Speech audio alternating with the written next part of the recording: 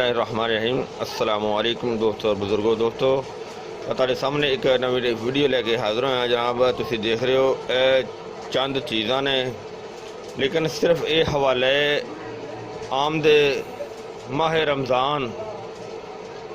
मेरी तरफों सारे दोस्तों माह रमज़ान मुबारक होवे। पहले नंबर ते। दूसरे नंबर ते जनाब माह रमज़ान माशाल्लाह इस दफ़ा बहुत ज़्यादा गर्मी है, काफ़ी जी सख्त गर्मी है, सख्त रोज़े ने, लेकिन उन्होंने अल्लाह ताला ने बंदे वास्ते नियमत भी बहुत ज़्यादा बनाई ने, और रोज़ा रखने वाले भी नियमत दित्तियां ने, और रोज़ा की अफतारी वास्ते भी नियमत दित्तियां ने, और उन्होंने नियमतों सानू इस्तेमाल करना चाहिए है। तुसी देख रहे हो दोस्तों कि यह तुहाडे सामने जिहड़ा एक नुस्खा लैके हाज़र होया, यह जनाब है नुस्खा जिहड़ा ना सरदाई का, यानी कि जो तुसी अफतारी दे वेले, अगर तुसी अफतारी दे वेले जिहड़ा ना वो प्रोग्राम अफतारी दे वेले इस चीज़ को सरदाई बना के ते इस्तेमाल किया जाए, इस दे नाल जिहड़ा ना बहुत ही ज़बरदस्त दिल में सुकून होएगा, और सारे दिन की जिहड़ी तुहाडी सारे दिन की जिहड़ी यानी कि कमज़ोरी महसूस होएगी जिसम दे विच, जिहड़ी वो इस दे नाल इंशाअल्लाह बहुत जल्द जिहड़ी ना वो कवर हो जाती है। वो जनाब ये बहुत ही आला और बहुत अच्छी चीज़ है। जिहड़े एक आम मशरूबात हुंदे ने उन्हां नालों जिहड़ी इस तरह की चीज़ बनाई जाती है घर विच, वो बहुत ही आला और बहुत ही अच्छी चीज़ होंदी है, और बहुत ज़बरदस्त फ़ायदेमंद होंदी है, और बहुत ज़्यादा फ़ायदे देंदी है। और इस चीज़ का इस मशरूब जिहड़ा ये बनाया जाता है, इसका नाम जिहड़ा ना सरदाई है। ये सरदाई जिहड़ी इनू गोटा भी कहा जाता है, इनू सरदाई भी कहा जाता है। इनू बना के इन्हां चीज़ों का ये जुज़ बना के इनू इस्तेमाल किया जाता है। ये चीज़ां जिहड़ियां ने वो तुहाडे सामने मैं दसना कि यह खशकाश है। आ देखो यह खशकाश है। अगर एक बंदे दे वास्ते बनाना होवे तो उसके वास्ते तकरीबन एक शटांक खशकाश और अद्धी चम्मच चाय वाली, यानी कि इंज समझ लो कि 2 चुटकियाँ सौंफ, ये सौंफ हैगी है,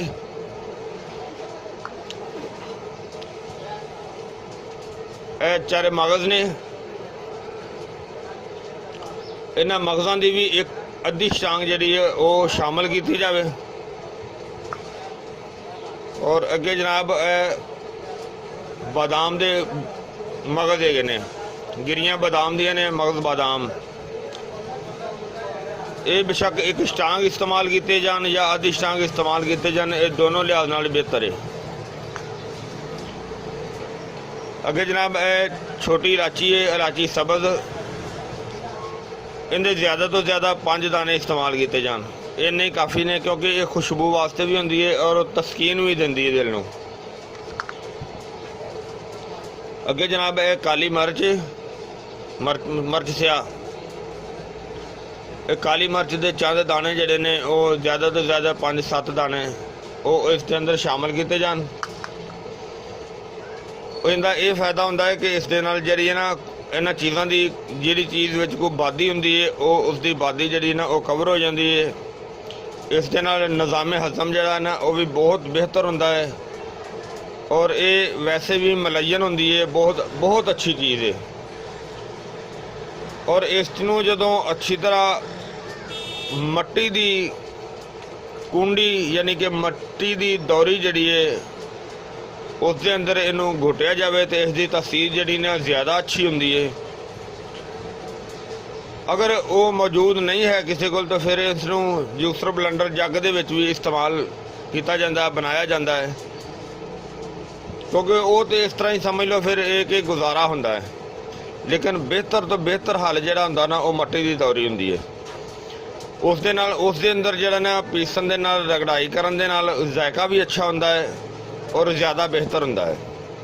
उस तो बाद जो उसके अंदर तुसी रगड़ाई कर लेंदे हो, फिर उस हसबे जायका जिहड़ा है इसके अंदर चीनी भी इस्तेमाल कर सकते हो। अगर कोई दोस्त ਕਿਸੇ ਨੂੰ ਕੋਈ ਸ਼ੂਗਰ ਦੀ ਅਲਾਮਤ ਹੈ ਉਹ ਬਗੈਰ ਚੀਨੀ ਤੋਂ ਵੀ ਇਸਤੇਮਾਲ ਕਰ ਸਕਦਾ ਹੈ।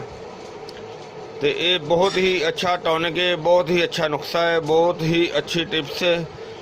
ਔਰ ਇਸ ਦੇ ਅੰਦਰ ਤੁਸੀਂ ਜਿਹੜਾ ਨਾ ਜਦੋਂ ਰਗੜਾਈ ਕਰਕੇ ਇਸ ਨੂੰ ਛਾਣ ਲਓਗੇ, ਕੱਪੜੇ 'ਚ ਪੁੰਨ ਲਓਗੇ, ਉਸ ਤੋਂ ਬਾਅਦ ਇਸ ਦੇ ਅੰਦਰ ਦੁੱਧ ਵੀ ਅਗਰ ਸ਼ਾਮਲ ਕਰ ਲਿੱਤਾ ਜਾਏ ਉਸ ਦੇ ਨਾਲ ਟੇਸਟ ਹੋਰ ਅੱਛਾ ਹੋ ਜਾਂਦਾ ਹੈ, ਉਸ ਦੇ ਨਾਲ ਜ਼ਾਇਕਾ ਜਿਹੜਾ ਨਾ ਉਹ ਹੋਰ ਜ਼ਿਆਦਾ ਅੱਛਾ ਹੋ ਜਾਂਦਾ ਹੈ। ਔਰ ਉਸ ਨੂੰ ਜਨਾਬ ਠੰਡਾ ਕਰਕੇ ਤੇ ਤੁਸੀਂ ਅਫਤਾਰੀ ਦੇ ਵਕਤ ਇੱਕ ਖਜੂਰ ਖਾ ਕੇ ਸੁन्नत ਦੇ ਮੁਤਾਬਕ ਉਸ ਤੋਂ ਬਾਅਦ ਜਨਾਬ ਤੁਸੀਂ ਬੇਸ਼ੱਕ ਪੇਟ ਭਰ ਕੇ ਜਿੰਨਾ ਮਰਜ਼ੀ ਇਹ ਪਾਣੀ ਇਸਤੇਮਾਲ ਕਰੋ। ਇਸ ਦਾ ਬਹੁਤ ਹੀ ਜ਼ਬਰਦਸਤ, ਬਹੁਤ ਹੀ ਆਲਾ ਫਾਇਦਾ ਹੋਏਗਾ। ਇਸ ਦੇ ਨਾਲ ਜਿਹੜੀ ਤੁਹਾਡੀ ਸਾਰੇ ਦਿਨ ਦੀ ਥਕਨ, ਕਮਜ਼ੋਰੀ ਉਹ ਇਹ ਚੀਜ਼ ਜਿਹੜੀ ਨਾ ਉਹ ਕਵਰ ਕਰ ਦੇਗੀ, ਕਿਉਂਕਿ ਇਹ ਬਹੁਤ ਹੀ ਅੱਛੀ ਦੇਸੀ ਇੱਕ ਨੁਸਖਾ ਹੈ, ਬਹੁਤ ਟਾਪ ਦਾ ਨੁਸਖਾ ਹੈ। ਕਿਉਂਕਿ ਦੇਖੋ ਜਿੰਨੇ ਵੀ ਮਸ਼ਰੂਬਾਤ ਇਸਤੇਮਾਲ ਕੀਤੇ ਜਾਂਦੇ ਨੇ ਨਾ ਉਹ ਇਹ ਚੀਜ਼ ਨਹੀਂ ਬਣਦੇ, बेशक कितना भी महंगा होवे, बेशक कितना भी अच्छा होवे, लेकिन जिहड़ी चीज़ तुसीं अपने हत्थ नाल इस तरह इस दे दोरी दे अंदर रगड़ाई करके बनाओगे ये बहुत ही आला और बहुत ही ज़बरदस्त, बहुत ही कामयाब किस्म की चीज़ है और बहुत ही अच्छे इस दे अंदर विटामिन है। अगर तुसीं इस दे अंदर एक चीज़ होर शामिल कर लवो,